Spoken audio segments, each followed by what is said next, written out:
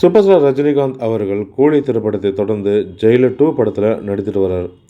அதிக பொருட்செலவில் சென்னை மற்றும் கேரளான்னு படப்பிடிப்பு விறுவிறுப்பாக நடந்துட்டு வருது. இந்த திரைப்படத்தை அடுத்த ஆண்டு ஜூன் மாதம் வெளியிடலாம்னு தயாரிப்பு நிறுவனம் முடிவு செஞ்சுருக்காங்க. இன்னும் முன்னாடியே கூட வெளியிடலாம். ஏன்னா தொடர் விடுமுறை, அதாவது பள்ளி கல்லூரிக்கெலாம் 2 மாதங்கள் விடுமுறை வரும். அதனால் இன்னுமே கூட முன்பே வெளியிடுவதற்கு முயற்சி செய்வாங்க தயாரிப்பு நிறுவனம்.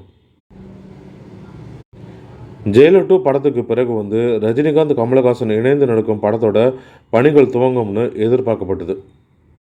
கமலஹாசனுமே கூட ஒரு மேடையில் அதை உறுதிப்படுத்தினார். நானும் ரஜினியும் சேர்ந்து ஒரு படத்தை நடிக்கிறோம் அப்படின்னு.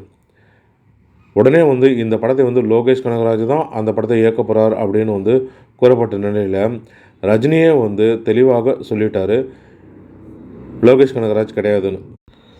அதாவது கமலஹாசனோடு சேர்ந்து நடிக்க ஆசை தான், ஆனால் இன்னும் அதற்கான கதை, கதாபாத்திரம், தயாரிப்பாளர், டைரக்டர்னு இன்னுமே முடிவாகலை அப்படின்னு அவர் தெளிவாக சொல்லிட்டார். இதன் மூலம் இந்த படத்தை இயக்கப்போது லோகேஷ் கனகராஜ் இல்லைன்னு தெளிவாயிடுச்சு. ரஜினிகாந்த் கமல்ஹாசன் இருவரும் சேர்ந்து நடிக்கும் படத்தை ராஜ்கமல் ஃபிலிம்ஸ் நிறுவனமும் மற்றும் ரெட் ஜெயின்ஸ் நிறுவனமும் இணைந்து தயாரிக்கவும் இருக்காங்க.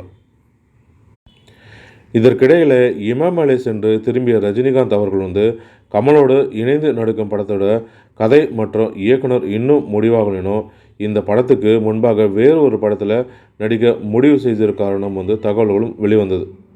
இந்த நிலையில் தான் ரஜினியோட அடுத்த படத்தை இயக்குவது சுந்தர் சின்னும் தகவல்கள் தற்போது சமூக வலைதளங்களில் உலாவிட்டும் வருது. அருணாச்சலம் படத்துக்கு பிறகு ரஜினி சுந்தர் சி இணையும் கூட்டணி இந்த திரைப்படம். இந்த திரைப்படம் குறுகிய காலத்தில் முடித்து கொடுக்க இருக்கிறதுனால சுந்தர் சி அவர்களை தேர்ந்தெடுத்திருக்காரு ரஜினிகாந்த் அவர்கள். தயாரிப்பாளர் மற்றும் நடிகர் படக்குழுவினர் குறித்த விவரங்கள் விரைவில் வெளிவரணும் கோரப்படுகிறது. குறுகிய காலத்தில் இந்த படத்தை முடிக்க ரஜினி திட்டமிட்டிருக்காருன்றது குறிப்பிடத்தக்கது.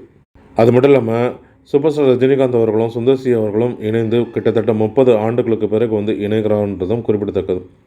இதனால் இந்த படத்தோட எதிர்பார்ப்பும் அதிகமாகியிருக்கு. சுந்தர் சி திரைப்படங்கள்னாலே காமெடி நிறைந்து இருக்கும், அதே போல் சுவாரஸ்யங்களும் இருக்கும். இதனால் நீண்ட காலத்துக்கு பிறகு குறுகிய காலத்தில் இந்த படத்தை முடிக்க ரஜினிகாந்த் அவர்கள் திட்டமிட்டிருக்காரு. இதனால் இந்த திரைப்படம் எப்படி வரும்னு ரசிகர்களும் அவளோட எதிர்கொண்டு காத்து கொண்டிருக்காங்க. மேலும் தமிழ் சினிமா தொடர்பான இது போன்ற சுவாரஸ்யமான தகவல்களுக்கு தமிழ் சினிமா டிவி சேனலை பார்க்கும். நன்றி, வணக்கம்.